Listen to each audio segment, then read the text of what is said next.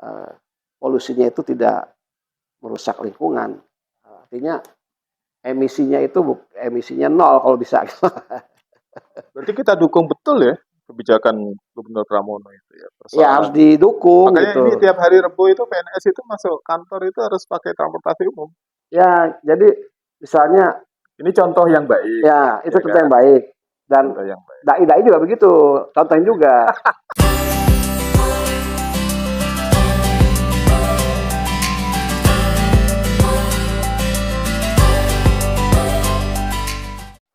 Assalamualaikum warahmatullahi wabarakatuh. Waalaikumsalam warahmatullahi. Berjumpa lagi dengan saya Muhammad Latif dalam channel Kodi Talk, obrolan renyah dakwah. Kali ini kita kedatangan narasumber yang sangat kompeten, Semoga sudah termasyhur di jagat raya khususnya di kota Jakarta, Al-Mukarram Kiai Haji Rahmat Zailani Kiki. Gimana Ustaz? Sehat? Saudara sehat, makasih. Tambah hari tambah ini ya, tambah muda itu. Semoga. Itu resepnya apa itu kok bisa tambah muda itu? Jangan mikirin resep. Resepnya jangan mikirin resep. Jangan mikirin resep, pokoknya jalani saja. Jalani saja. Seperti aliran Sungai Ciliwung. Sungai Ciliwung. Yang tanpa hambatan. Walaupun juga bawa sampah-sampah ya. Jangan. Para pemirsa Kodi Talk yang berbahagia, kali ini kita akan memperbincangkan persoalan isu lingkungan hidup yang menjadi salah satu konsen bagi para penggiat aktivitas dakwah, khususnya aktivitas lingkungan hidup. Kiai Haji Rahmat Zailani Kiki atau kita sebut saja Kiai Kiki, itu memang salah seorang pengurus Litbang Kodi Provinsi DKI Jakarta. Beliau aktif dan pemerhati lingkungan hidup, penulis buku dakwah dan lingkungan. Buku ini diterbitkan oleh Kodi di tahun 2023 dan 2024. Beliau menulis buku tentang tema dakwah dan lingkungan. Itu mungkin sebelum nanti kita bicara soal lingkungan hidup, Kiai Kiki bisa cerita sedikit soal apa ya? Bukan promo karena buku ini tidak dijual. Oh iya. Jangan dijual belikan. Abstraksi dari isi dari buku dakwah dan lingkungan. Kenapa? Ini kan ada hal yang perlu juga ditanyakan oleh Kiai Latif ini. Kenapa ini buku perlu ditulis? Nah, ini kenapa nih pemirsa? Jadi ini ada disebut dengan kegelisahan. Ini kan cerita di balik layar penulisan. Ada latar belakangnya. Selain emang ditugaskan Kodi untuk nulis.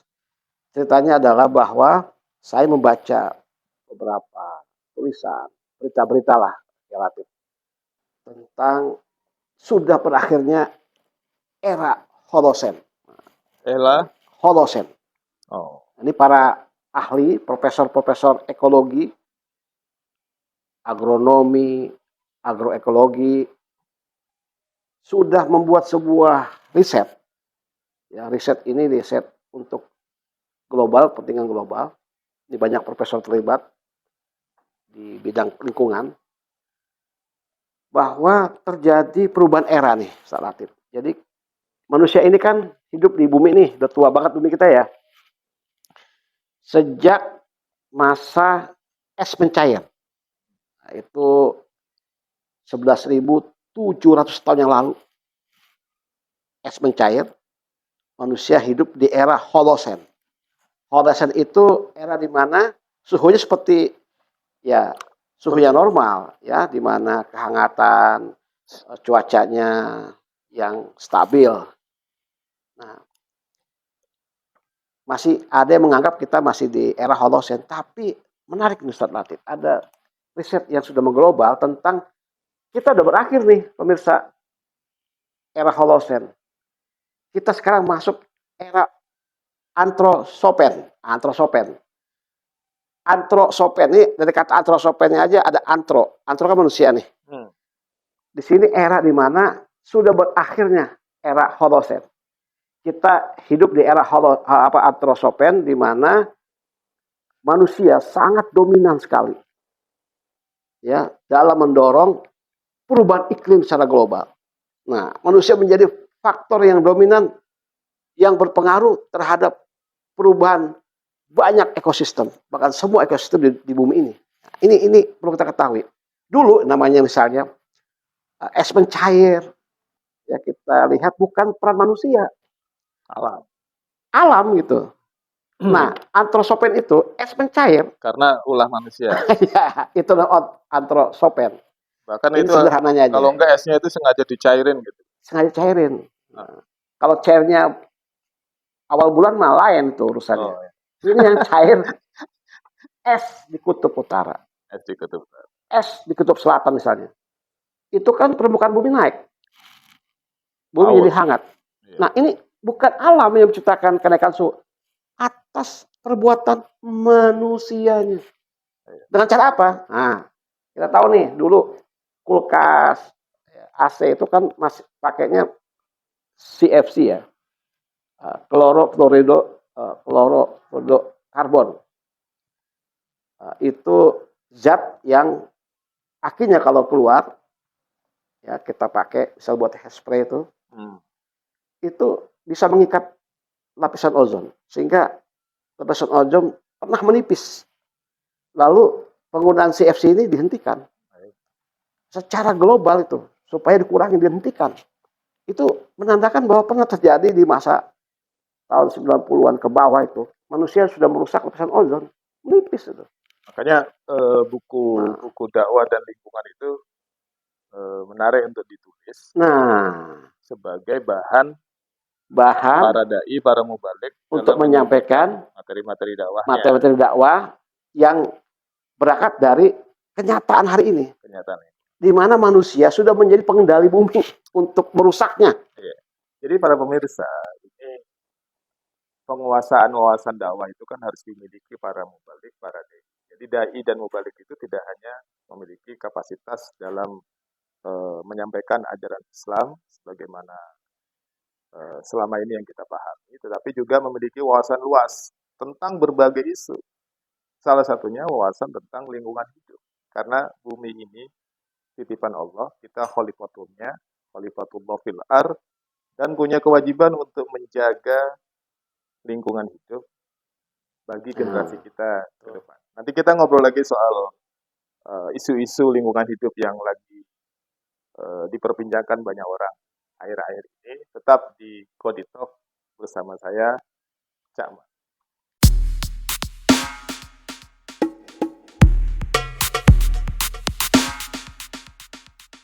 Kembali bersama saya Cak Man di obrolan Koditok, tetap dalam isu dakwah dan lingkungan hidup.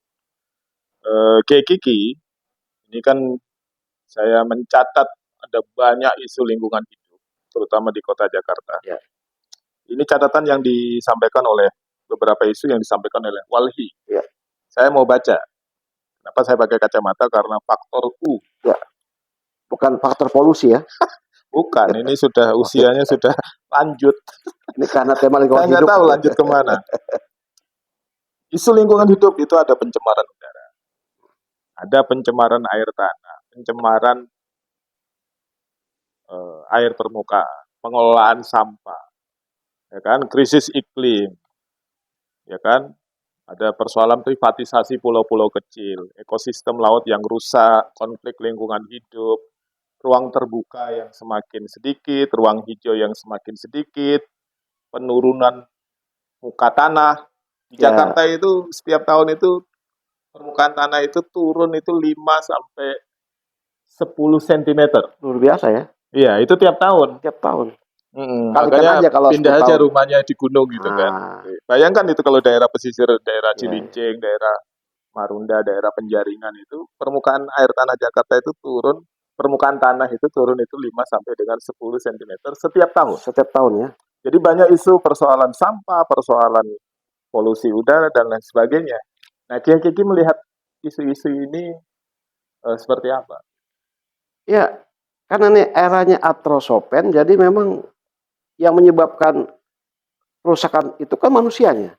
Jadi kita urusin nih, relatif ya pemirsa. Jadi yang kita soalkan adalah manusia yang buat lingkungan kita rusak akhirnya. Itu kan akibat semua tuh, relatif. Itu akibat.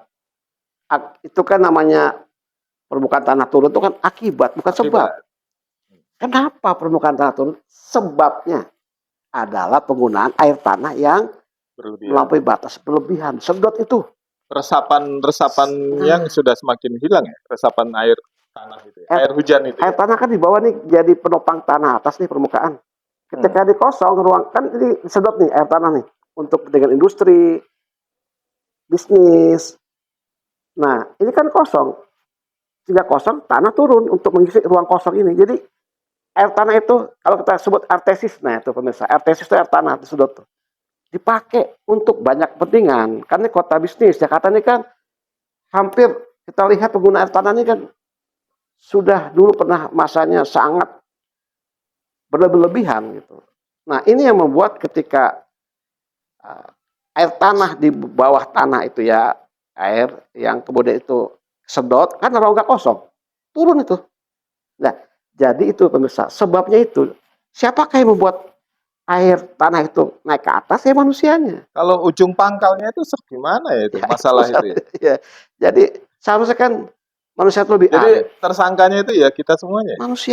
Manusianya yang kemudian tidak memperhatikan bahwa tindakan dia itu mempengaruhi alam gitu. Kalau kita baca data-data tentang krisis lingkungan hidup itu kan banyak dikeluarkan baik oleh lembaga internasional maupun lembaga nasional, itu kan mengerikan sekali. Mengerikan, Makanya mengerikan.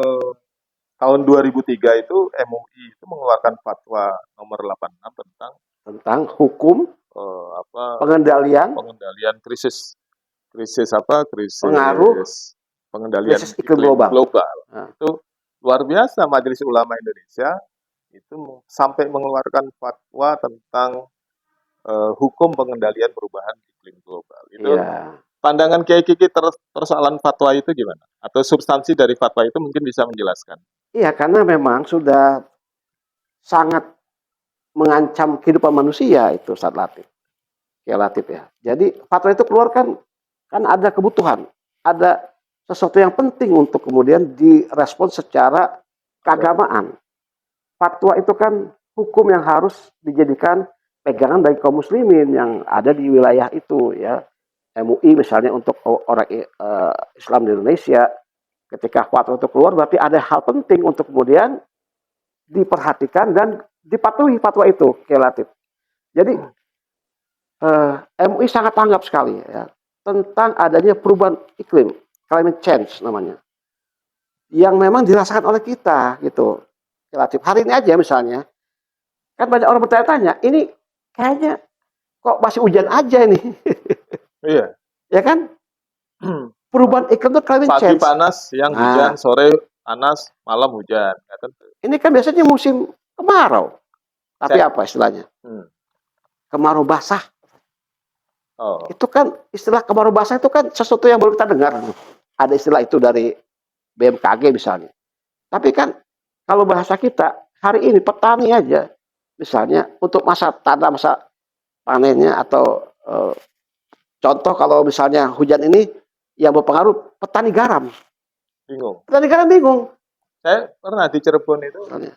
kalau musim panas itu jadi Berkah buat petani jadi garam. lahan garam. Iya. Nanti berubah jadi lahan bawang di musim yang lain. Iya. Sekarang bingung ya, pantas garam kita itu impor semuanya ya? Kalau iya maka kalau cuaca normal enak relatif bisa memastikan masa tanam, masa misalnya panen garam atau apa. Ini sudah berdampak betul. Gitu. Maka kemudian MUI membuat fatwa seperti itu dan uniknya di ketentuan hukum fatwa itu, nah dikatakan segala tindakan. Oh, ini segala tindakan nih, relatif. Ya, yang dapat mengakibatkan kerusakan alam. Deforestasi. Ya, Apapun ya. Nah, dan mempengaruhi kepada krisis iklim, hukumnya haram. Jadi kan itu tidak disebutkan bentuknya apa, segala macam, tapi apapun, segala tindakan. Jadi unik tuh, segala tindakan. Jadi yang bisa merusak lingkungan, iya, yang menyebabkan merusak alam. Iya, satu itu dulu. Itu sebentar, itu tiap hari kita itu berbuat dosa ya, tanpa disengaja itu ya, karena ikut sumbang sih dalam menciptakan krisis global. Betul. Tapi ya itu ya tuntutan yang realitas yang ada di tengah-tengah masyarakat kita gitu. Nah, ini kan fatwa ini kan 2003 dikeluarkan gitu kan. 2023, 2023, 2000 2023. 2023. Ya. 2023 ini Baru ya 2 tahun lalu. fatwa kemarin. Jadi saya kira tugas para dai, para mubalik itu eh, ikut mensosialisasikan fatwa MUI tersebut kepada seluruh lapisan stakeholder masyarakat, gitu kan. Ya, Jadi kan ini persoalan membuang sampah hal yang sederhana, gitu kan. Kalau dia buang sampah ke kali mencemari lingkungan, maka dia berdosa. Terus kemudian penggunaan banyak hal ya. penggunaan zat-zat yang dapat menipiskan ozon. Nah, termasuk pemerintah juga harus harus ini ya, harus mereferensikan kebijakan terhadap kepada fatwa MUI ini ya 80 ini. Ya, Karena kan dia pengendali dari kebijakan lingkungan hidup iya. gitu. Nah, kalau Kiai Kiki lihat peran pemerintah terhadap persoalan-persoalan lingkungan hidup yang selama ini berlangsung bagaimana? Ini saya baru dapat berita nih. KLH sudah mensegel 2 pabrik di Serang. Ini baru di hari ini. Hmm. Yang menyebabkan polusi udara di Jakarta. Pabriknya di Serang. Tapi polusinya di Jakarta. Iya. Ingat dulu ya kasus kita itu ada namanya itu ya, polusi kiriman itu ya. Di Kiriman. awal-awal tahun Ya. kemarin-kemarin itu ya, Yang sempat rame itu ya. iya, karena Bahkan jadi isu politik ya. jadi isu politik. Dianggap nggak punya KTP itu. Jadi Namanya aman udah. kok, nggak punya KTP masuk Iya. ke Jakarta itu. Tapi Ya, disegel itu pabrik. disegel hari ini 2 pabrik di Serang. Hmm. Karena memang berdampak pada peningkatan polusi Jakarta. Nah, ini relatifnya unik ya. Jakarta itu sampai tahun 2024 datanya bahwa penyumbang polusi terbesar di Jakarta itu udara ya, polusi udara itu dari kendaraan umum, kendaraan masyarakat maksudnya. Donatur terbesar. Ya, kendaraan bermotor yang memakai energi fosil ya, Ah, bensin. Nah, kalau sebut bensin ya, bensin. ya Ya BBM itu. BBM lah. BBM. 67,4%. 67 4%. itu penyumbang terbesar Terbesar polusi. polusi di udara Jakarta. Makanya Gubernur Pramono Anung ketika berbicara soal transportasi umum, itu Ya, kan kemarin sempat kita baca itu eh, Gubernur Pramono itu ingin memberikan apa ya layanan gratis transportasi umum itu misalnya Transjakarta, LRT, ya, MRT dan banyak hal walaupun eh, apa diperuntukkan untuk golongan-golongan tertentu gitu. Kalau itu digratiskan untuk seluruh masyarakat Jakarta dengan kemampuan APBD DKI Jakarta, saya kira eh, salah satu apa ya, salah satu hal yang positif untuk menekan penggunaan itu ya atau apa penggunaan transportasi milik ya, pribadi gitu kan. ya. Kalau mobil berkurang itu kan otomatis kan penggunaan bahan bakar fosilnya juga semakin berkurang gitu loh. Nah, itu gimana itu? Iya, jadi harus juga kebijakannya pada penggunaan energi yang terbarukan juga. Hmm. Biodiesel, tapi kan di mana itu perlu ada banyak kelibatan ahli lingkungan mengenai dampak yang lain gitu. Tapi bahwa energi terbarukan itu penting untuk kemudian menciptakan kendaraan pun mobil pribadi yang dia eh, polusinya itu tidak merusak lingkungan. Artinya emisinya nol kalau bisa. Berarti kita dukung betul ya kebijakan Gubernur Pramono itu ya. Ya harus Persoalan didukung makanya ini gitu. tiap hari Rebo itu PNS itu masuk kantor itu harus pakai transportasi umum. Ya, jadi misalnya Ini contoh yang baik, ya itu ya contoh kan? yang baik dan Contoh yang baik. dai-dai juga begitu. Contohin juga dai-dai ini ya pakai Dai-dainya itu naik kebanyakan motor. transportasi umum. Iya, itu Iya. contohin juga Jangan masuk. cuma gubernur sama PNS ya. Iya, Artinya saya kira itu bisa menjadi gerakan massal ya. Jadi untuk hari Rabu itu hari transportasi umum untuk para dai juga. untuk semuanya gitu ya. Ya, Iya. Itu tantangan bagi Gubernur ya Pramono itu saya tantangan. kira bisa apa gerakan saya kira hari Rabu berangkat pakai transportasi itu sudah satu keteladanan yang dicontohkan oleh pemerintah DKI Jakarta, daerah khusus Jakarta. Kalau itu menjadi apa semangat bersama masyarakat Jakarta untuk Juga sama penggunaan ya. transportasi umum, saya Ya. kira itu bagus. Tapi kan harus dimulai ya, dirintis itu. Ya, saya sekian minggu ini kan juga rutin naik kendaraan umum ya, busway itu bagus ya. Saya lihat misalnya di terminal transitnya beberapa terminal yang utamanya itu bagus fasilitasnya gitu. Jadi kita seperti masuk ke mall mini gitu. Hmm. Ya, ada toiletnya juga kreatif. Dulu saya pernah naik belum ada toilet, sekarang ada toilet. Ada musolahnya juga Di halte itu. di halte yang jadi halte yang Akhirnya model utama, sentral haltenya udah infrastruktur mulai di bagus. sarana transportasi umum itu sudah Feel nyaman mulai. gitu ya buat Karena gini, Jakarta ya, ini kan kota global. ya, Jadi memang dia grade-nya itu harus disamakan dengan kota-kota besar di dunia, termasuk layanan tata kelola lingkungan hidup dan tata ya. kelola transportasi umum. Kan programnya gubernur kita Mas Pram ini dengan Bang Rano, Bang Dul, Jakarta menjadi kota global, menuju Jakarta sebagai kota global.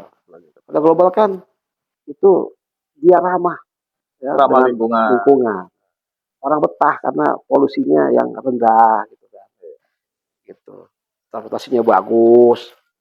Itu indikator-indikator sebagai kota global sehingga orang datang ke sini dari negara manapun merasa ada di rumahnya sendiri gitu. Kota global kan begitu. Terkoneksi semua dengan baik. Masalahnya begini, kadang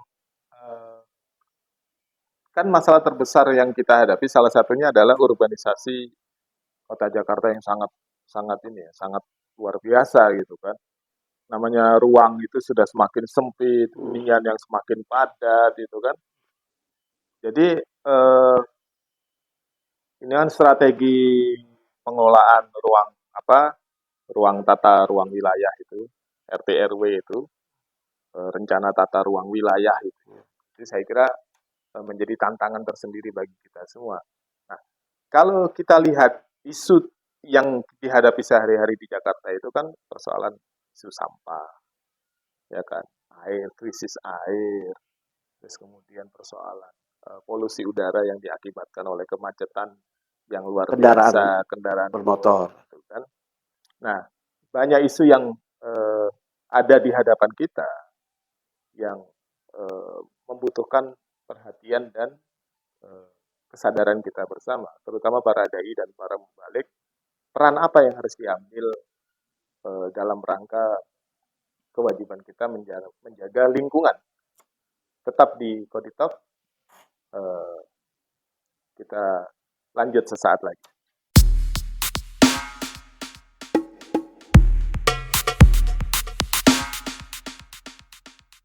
Ya, kembali kita berbincang persoalan lingkungan. Kayak Kiki, itu tadi kan kita bisa bicara soal lingkungan hidup, isu-isu permasalahan yang dihadapi di sekitar kita, khususnya di kota Jakarta. Nah, saya ingin kembali kepada Fatwa 86 tahun 2023 MUI. Ya. Dalam fatwa itu ada tiga upaya untuk menjaga lingkungan. Kan fatwa itu kan tentu kan haram merusak lingkungan, Iya, haram melakukan tindakan yang merusak lingkungan alam. berpotensi merusak Lingkungan alam dia. lingkungan alam. Kayaknya alam. Jadi apapun tindakan itu yang merusak lingkungan hidup itu haram. Pakai segala lagi, segala tindakan. Segala tindakan. Nah, segala tindakan itu. Nah, Kulu amalin. Kulu amalin. Kulu tindakan. Kulu tindakan. Nah, tetapi ada solusi juga yang ditawarkan, artinya yang disampaikan dalam fatwa itu adalah mitigasi, adaptasi dan kolaborasi. Ya. Gitu. Jadi mungkin Kiai Kiki bisa menjelaskan terkait dengan apa ya strategi kita menjaga lingkungan hidup. Realitas fakta lingkungan hidup yang sudah kayak begini ya sudahlah, itu suka tidak suka itu sudah ada di hadapan kita. Iya.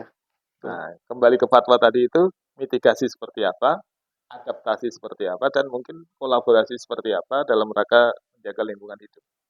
Iya, sekarang ini bicara kerusakan ini kan sesuatu yang ekstrim ya, mempengaruhi banyak hal itu ya.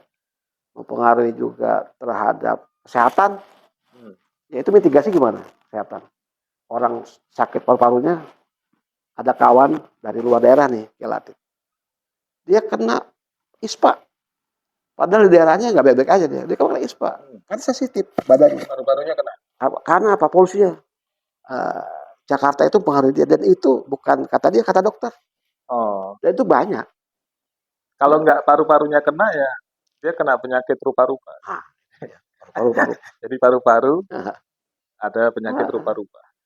oh, itu gimana mitigasinya? Kalau udah rupa-rupa. Banyak hal yang Nah, kalau pengaruhnya lingkungan hidup itu kesehatan. mitigasinya gimana? Iya, mitigasi lingkungan hidup. Kalau kita lihat bagaimana kita mencoba untuk merecovery terhadap sesuatu yang sudah rusak misalnya. Jakarta ini kan pohon-pohon mulai harus ditanam lagi. Penanaman. Karena bagaimanapun pohon itu yang bisa menyumbang terhadap oksigen. Mangrove ya, penanaman Ya, mangrove di mangrove pesisir di pesisir supaya ya. meminimalisir banjir Jakarta rob. ya untuk supaya menghindari abrasi kan di utara Jakarta di daerah pantai.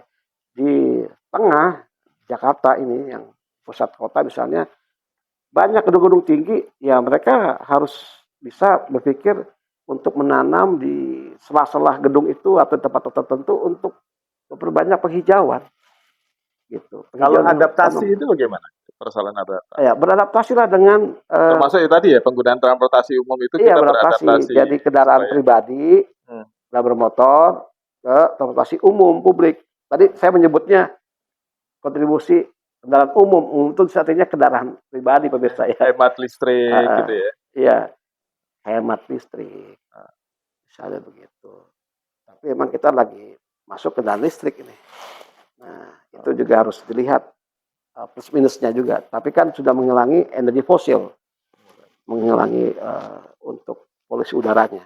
Penggunaan mobil listrik. Nah, yang kita inginkan ada energi terbarukan yang bisa ditawarkan untuk kendaraan yang dipakai oleh orang-orang Jakarta gitu. Kalau kolaborasi yang kan kita bicara kolaborasi ini, misalnya Kodi dengan lembaga dakwah yang ada di Jakarta, majelis taklim gitu kan, pesantren, terus ya institusi dakwah yang ada itu berkolaborasi dengan pemerintah berkaitan dengan upaya menjaga lingkungan hidup itu gambarannya itu seperti apa itu kalau kita bicara kolaborasi? Ya kolaborasi misalnya Kodi dengan alumni PKM-nya menyuarakan tentang pentingnya masyarakat, ya, matu ya, objek dakwahnya itu untuk peduli terhadap lingkungan sekitar, lingkungan hidupnya. Ceramah itu penting ketika khotbah Jumat misalnya, umat berkumpul di hari Jumat, masukkan aja materi tentang pentingnya menjaga lingkungan hidup. Kampanye melalui khotbah Jumat. Dalam perspektif dakwah ya. Dakwah. Itu relatif. Itu kan efektif. Konsep amar ma'ruf nahi mungkar itu mungkin harus diperluas ya. Pemahamannya bahwa segala hal yang dapat merusak lingkungan hidup itu juga sesuatu yang mungkar. Yang mungkar. Iya kan? Iya. Apa kan kurang-kurangnya? Fatwa MUI bilang haram gimana? Iya. Apa masih harus ada? Pemerintah mencegah dengan kekuasaannya, kita mencegah dengan lisan. Iya. Gitu loh, para dai, para mubalik itu mencegah dengan lisan gitu. Tadi KLH hari ini 2 pabrik disegel. Itu kan pemerintah tindakan. Nah, dai apa nih? Nggak perlu nyegel-nyegel itu satu pemerintah. Nggak boleh ambil tindakan ekstra elementer. Tetapi secara persuasif menggunakan berbagai media dakwah, baik media tulisan, media lisan, apapun itu menyuarakan tentang pentingnya menjaga lingkungan gitu kan. Mengurangi kendaraan pribadi, energi fosil, penggunaan transportasi umum, gunakanlah transportasi umum sebagaimana yang dicontohkan oleh pemerintah DKI Jakarta gitu kan. Itu. Hari Rabu, ya setidaknya hari Rabu itu kita pakai kendaraan umum. Kalau dai hari Jumat, karena kan dai keluar Jumat tuh. Iya, tapi khutbahnya itu khawatir malah telat itu. itu harus cari caranya tuh. Pemirsa Kodi Talk yang berbahagia, jadi perbincangan santai kita persoalan lingkungan hidup itu kan menyadarkan kita bahwa dakwah itu pada intinya itu kan menjaga moralitas. Karena dengan moralitas yang baik sebagaimana ajaran Islam, ya kan, orang akan baik pula perilakunya. sehingga kemudian krisis, ya kan, bencana ekologi, gitu kan, bencana lingkungan hidup, kerusakan lingkungan hidup itu tidak terjadi. Kenapa? Karena kitanya itu bermoral, berakhlak yang baik Iya. sebagaimana tuntunan Al-Quran. Kita lihat misalnya dalam surat Ar-Rum itu Allah berfirman, "Dhoharul fasadu fil barri wal bahri bima kasabat aydin nas." Nah, itu kan kerusakan itu karena krisis moral. Ya. Nah, Jadi, menarik itu nah, ayat itu. Karena Imam Al-Mawardi dalam tafsir Al-Mawardi mengatakan apa sih kilatit artinya al-fasad itu? nah, Dia belum mengatakan al-fasad itu sesuatu yang sudah melampaui batasnya. Sudah lewat batas gitu. ada penggunaan Nah, yang berlebihan, itu tidak menjaga keberlangsungan nah, generasi. penggunaan energi fosil yang berlebihan itu fasad. Jadi kerusakan itu di Bari, daratan dan kelautan karena manusianya fasadnya itu adalah sudah melampaui batas kewajaran. Kalau istilah Imam Al-Mawardi melewati batas kewajaran, udah nggak wajar. Sebetulnya alam itu diciptakan untuk dieksploitasi manusia kan? Ya betul. Manusia, tapi ya sebagaimana yang tadi disampaikan itu ada Ada batas kewajaran. Kalau wajar-wajar aja menggunakan energi fosil, wajar-wajar aja tentu ada keseimbangan. Tapi kalau ini terjadi hari ini enggak, sudah fasad betul kata Imam Al-Mawardi, sudah melewati batas kewajaran. Itu